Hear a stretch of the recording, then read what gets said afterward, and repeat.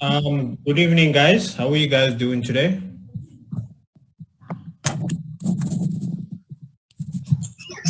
We're okay, thank you, Brian.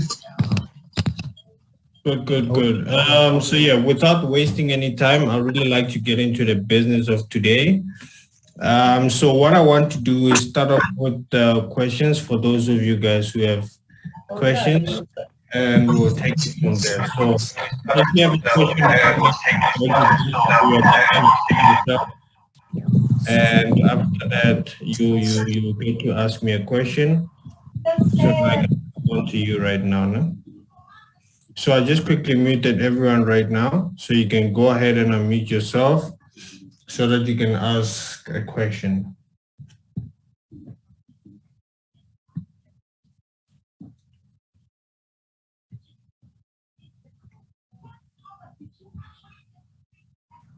Hello, can you hear me, Brian? Yes, I can hear you. What's up, man? I want to know how you calculate your leverage, how you know the lot size to use for the account balance, because you said you were going to send a video to that effect to show how to do the leveraging. Okay, let me double check. I haven't sent any video, no?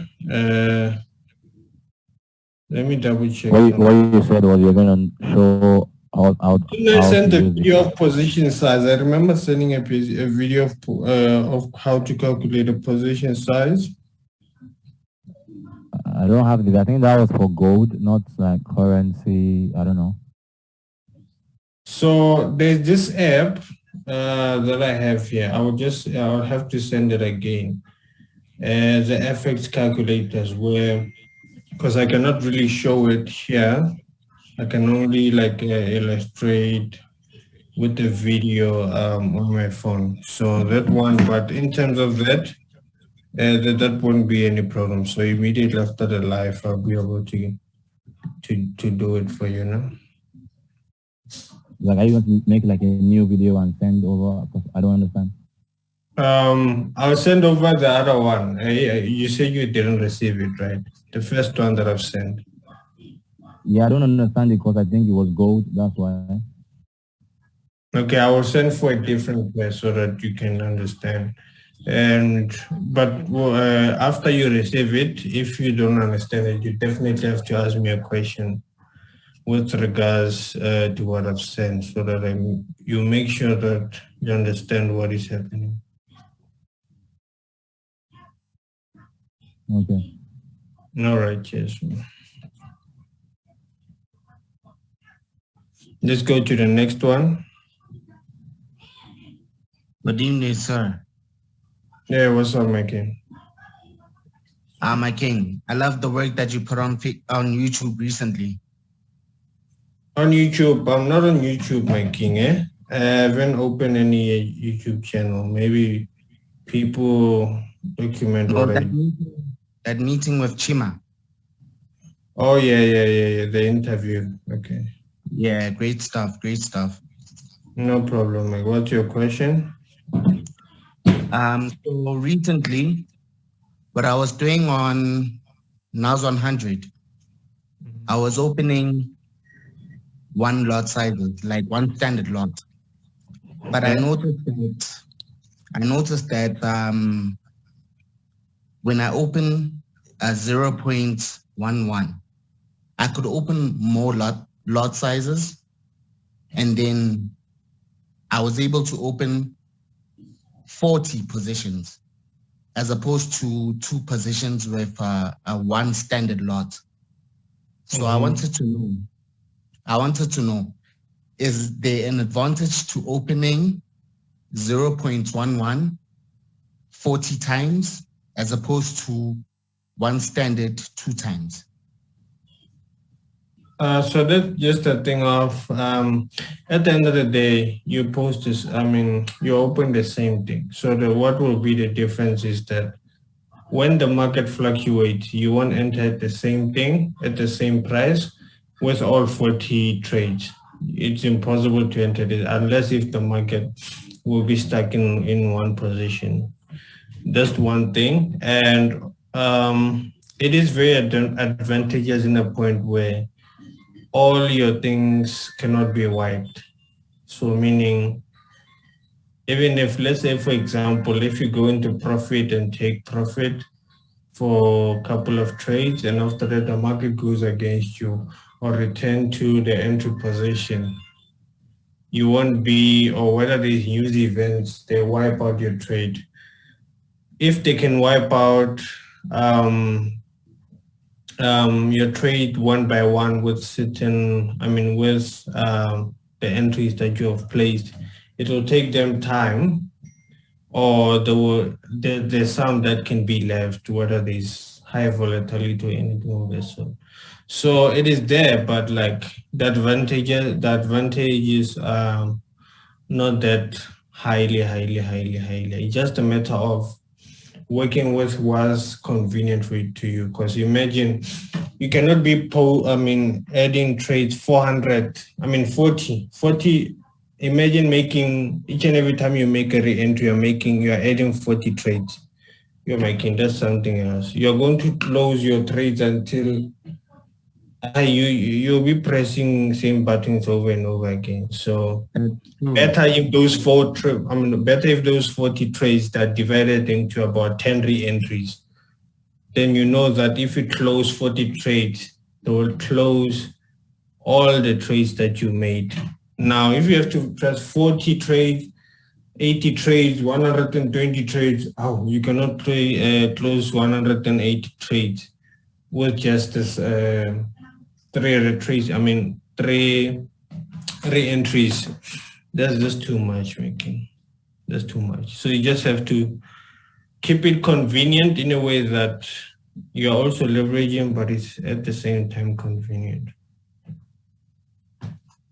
Thanks. I appreciate that answer, man, because that's something I've thought about. I mean, using MetaTrader on your cell phone, it's harder to close trades, especially a larger number, you know? Yeah. So, yeah. So I was thinking it's better to use a higher lot size so that you keep your entries or your positions to a minimum number.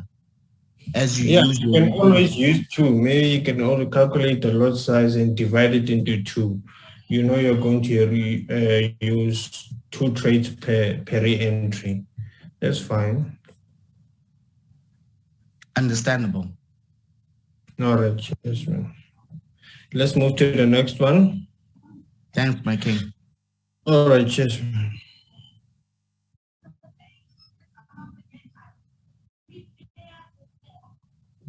Is Hi, there Brian. anyone else? Yeah, Hi, what's Brian. up, Mike? How are you doing today? Good, and you? I'm very well, thank you. Thank you so much. One thing I noticed is that when I draw my footprint on first layer, sometimes I get into early, price continues to go down, but then it reverses if I'm in a buy trade, and then it starts going up. Can you just show us on the chart how to spot our entry so that we don't go in too early into the trade? Okay, so I couldn't hear you perfectly there. You said so when I draw my first layer and footprint, sometimes I notice that price continues to go down when I'm on a buy trade, and then after a while it reverses and then it goes up. So most of the time I enter too early. So I want to fine-tune my entry so that I don't enter too early, so that I don't have a large drawdown before it starts going up, or vice versa. So if you can show us on the chart how to enter. So what is happening? Just a simple thing of spotting footprint, first layer. So what the problem you're having is that sometimes you enter way early. Yes. And do you normally follow the steps? Okay, let's do this. Let's find a chart that is something we can.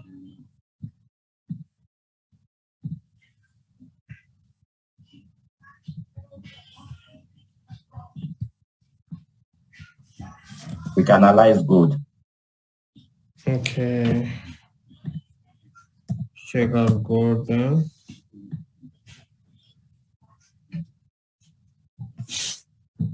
For gold, I think I am on a sell, but I think it started going back up, so I entered too early.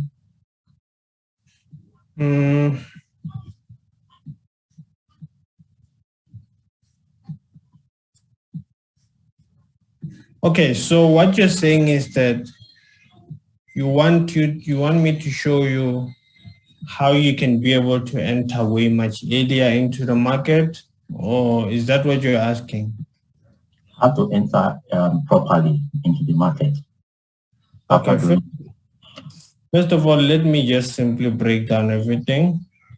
So here we're dealing with the footprint, and normally the pattern that we look for in the market is this.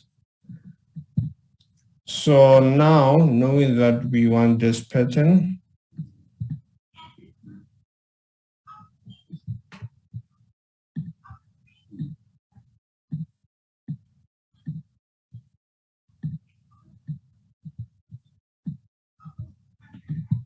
there's a line that we draw, the footprint line, which is the first line.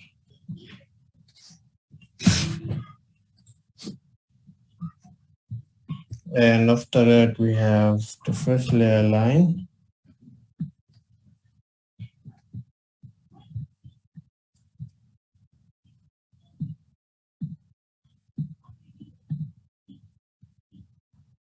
After that, we wait for the market to break. After the market breaks that line, we wait for a retracement. So now the retracement we see between these two lines, with those 2 points, we spot a technique that we call divergence in order to make entry. And that divergence technique, we use it everywhere now.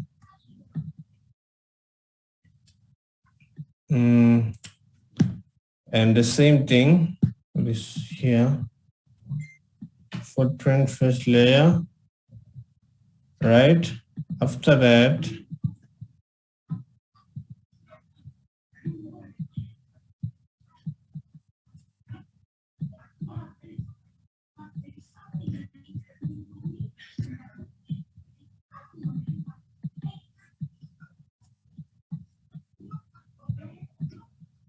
after the break, you wait for the pullback. So between the 2 points, what we can use this point, but as long as there's a divergence. So if you can be able to see, if I connect this point and that point, I'll be able to indicate that there's a divergence there. And also from here to there, there's a divergence. So I can use this point, and this point,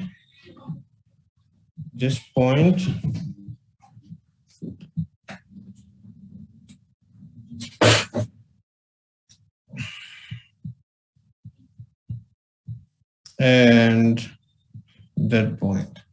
So this is a divergence technique that we use to make entries. Now,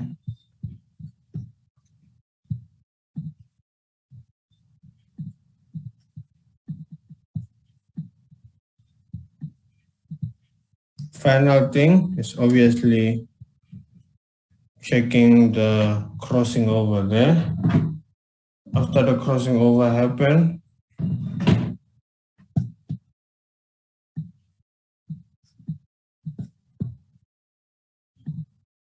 you're going to be entering a buy there.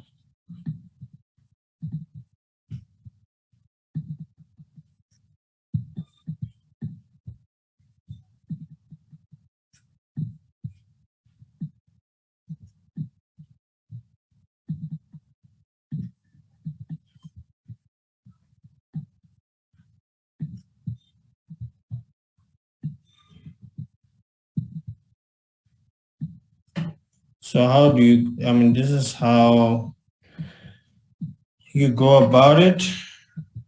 And just a spotting the same thing over and over again. And if you would have also spotted it on the opposite direction before that to estimate this sell that was going to happen, that's what you're going to do. And in order to, on this time frame, the first divergence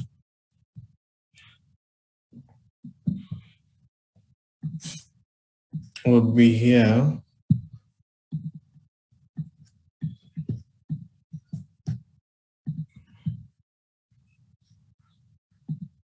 From this point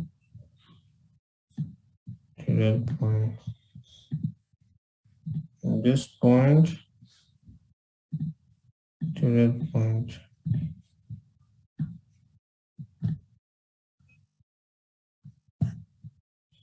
So after that, you spot the crossing over there.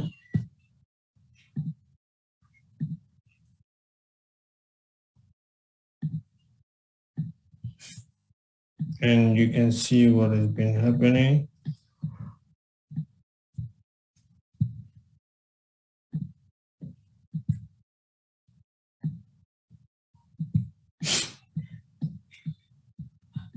So everything definitely makes sense.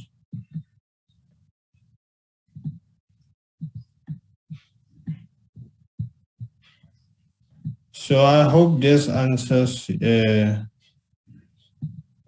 guy's questions in terms of how do you go about making entries. Thank you very much. That answers my questions. I have another question if I ask it quickly. Are there certain, in some certain conditions, sometimes when it breaks the first layer and the price pulls back and breaks the first layer and continues in the downward direction, what do you do in that circumstances? Try to repeat that. I couldn't hear you. So when the price breaks the first layer and it goes back towards the line, okay, it continues now going down instead of going back up. So what do you do in that circumstances? You just close it.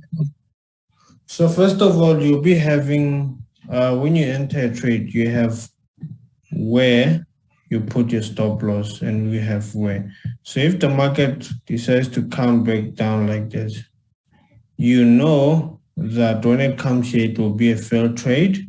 Yeah. Or what can definitely happen is that you can, if it has already formed a footprint, you drive in that footprint line. And if that footprint even breaks, you know that it is a trade that it is planning to go to the opposite. Even if the footprint breaks like that, you know that, okay, it is time to spot the divergence and continue taking it into the opposite direction. So you just have control of whether it is going into your direction or not. Okay. Thank you very much. That explains it very well. Thank you very much. All right, no problem. So I have a question. Yeah, shoot. In spotting the divergence, do you spot it anywhere or I should spot it on some specific time frames before I enter the market? Divergence is everywhere. There's no specific time frame. If I should spot,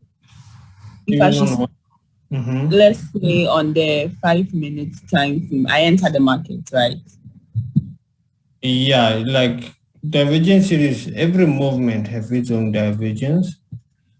So it's just a matter of knowing how to obviously apply it, and divergence with only when it is only divergence, you cannot utilize it as much as when you're using it with the footprint, because when you're using it with the footprint, you know when to close, you know that for execution purposes, because someone can enter a buy here but not know where to close or what or whatever.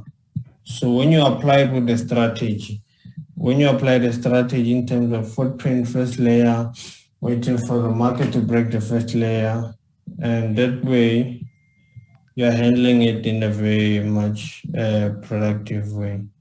So if I spot a divergence and I enter the market, I open as many positions I want. If I want to make another re-entry, if I spot it on another time frame, I should re-enter the market again. What? Repeat that. If I should spot a divergence on, let's say, the 5 minutes time frame, I open any position I want, maybe about 5 positions. If I want to make another re-entry, should I wait to spot another time frame before I enter the market? If you're like what you must know is that after you've finalized everything in terms of spotting the footprint first layer and you've already entered your first position, in order to make re-entries, you must know that the lower time frame you go to make re-entries, the better, because you'll be able to enter early into the market. The market won't just leave you, like this big movement won't just leave you without seeing some minor divergences. Like if you go on 30 minutes, you won't be able to enter at a certain position as you would have entered on 5 minutes. So to add more re-entries, you can go to a lower time frame or to any form of an entry, even if the first entry, if you've analyzed on 15 minutes, you can simply go to 5 minutes in order to make an entry. Okay. Thank you. All right, sure. Hello. Sorry. Are you saying basically the entry time frame will we find our divergence first is where we take our re-entries? I'm saying each and every time frame have divergence. Okay. So what each and like for example, if you analyze on any time frame, when you want to make an entry based on divergence, I advise you to go into a lower time frame. Why? Because at the lower time frame, what you must do is you must be able to catch the market early, because sometimes you find that it moves and there was divergence on the smallest time frame, but just because there was high momentum, there's no way the market could form divergences on a bigger time frame. So that way you just see a long, big movement, but you can catch those re-entries on a much smaller time frame. Okay, so you're saying basically if we for example, if we enter our first divergence trade on M15, then if we want for re-entries, we drop down to like M5. Yeah, you can definitely do that, because on M5, divergence are more on any lower time frame. You can divergence on 4 hour. You can compare it to a divergence on 5 minutes. Divergence on 5 minutes, it will take less candlesticks in order to formulate. Divergence on 4 hours, it will take days, hours, if not days. So you can see there, with lesser time frame, you are able to enter very much earlier. That's what I'm trying to say. That's for re-entries, right? Yes, also the same thing. Sorry, Brian, too. Yes. Sorry, but so I just heard what you're saying. So when you have taken your first entry or whatever entry you were doing, do you remain on that particular time frame, or you go back to the time frame that the time frame that you analyzed? Like for instance, if I was analyzing on M15 and then go to maybe M1 to take a trade, right? After spotting a divergence. Now, after entering my first trade, do I go back to M15 or I keep on M5 or on M1? So the M5, on the M1, what you're doing, you are therefore making re-entries and all those kind of things. And remember, at the end of the day, as the market continues going into your direction, you must be able to spot the footprint and the first layer so that you know when to actually close. So you can go to the time frame that you've analyzed on and be able to wait for the market to give you at the first layer, so that you can draw your first layer and wait for the market to break so that you can close all the profits that you've made. No, I don't really understand. I'm getting it confused now. Sorry. My question Yeah.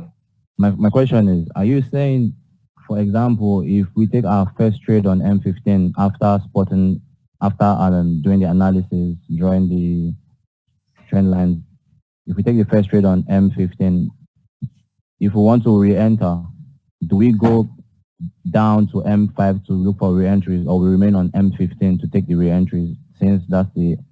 What I'm saying is that if you're analyzing a footprint on 15 minutes, you can go into 5 minutes or any lower time frame in order to make re-entries and entries, any form of entries, because of why? Okay. On a lower time frame, you are able to enter early into the market without the market leaving you that much. And I said, if you want to be able to draw the first layer, which is an indicator that will allow you to be able to close the profits that you have, because at the end of the day, remember, you must be able to close that profit. And as our take profit, it is the breaking of the first layer. That's why I said she can go into the previous time frame, which was 15 minutes, where she analyzed the footprint in the first layer. There she will be able to see the full structure where she analyzed, be able to draw the footprint and the first layer that had been formulated, and be able to wait for the market to break the first layer so that the profits that were made on that particular trade can be taken after the breaking of that particular first layer. Do you understand that? Yeah. All right, sure, okay. For the divergence, during the divergence, the two lines have to be overbought and oversold, or it can be anywhere? Repeat that. I'm not sure if I got you there. During the divergence, the first point and the second point of the divergence, do they have to be both overbought or both oversold? The most important one, it has to be the second point. The second point, which is where you are entering, it must always be at the overbought or oversold. That Okay. one is negotiable because that's where we are entering. So we want to enter where the market is really overbought and selling where the market it is really overbought or oversold. So it definitely has to be like overbought or oversold, any out of those two. Okay. Hello, Brian. Hello. Hi. I wanted to know whether the crossovers are final confirmation for entering a trade. Yes, definitely. Once you've analyzed, because the crossover, it would, to us, what is actually showing, if you can just be able to look at the activity around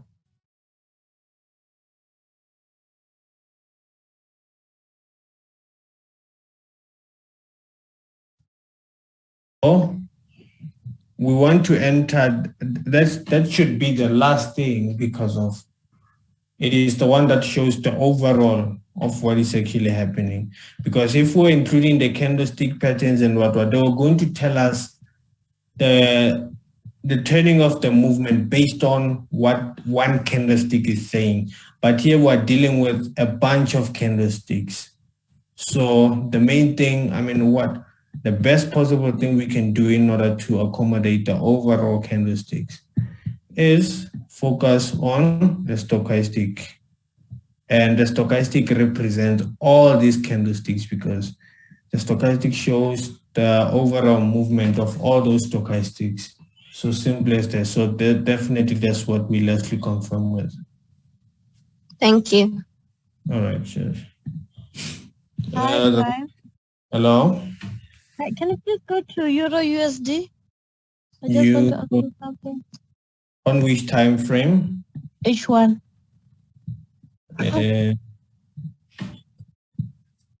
H1 Euro USD.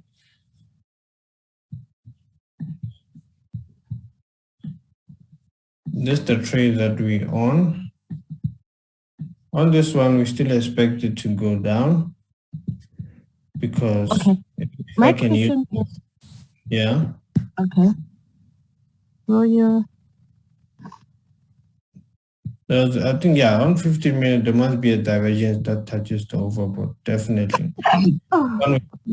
We were taking it down. We entered a cell on it. Okay, can you go to H1? H1, and let me show you how I got it. Okay. And I just want to be clarified on something. H1, yes.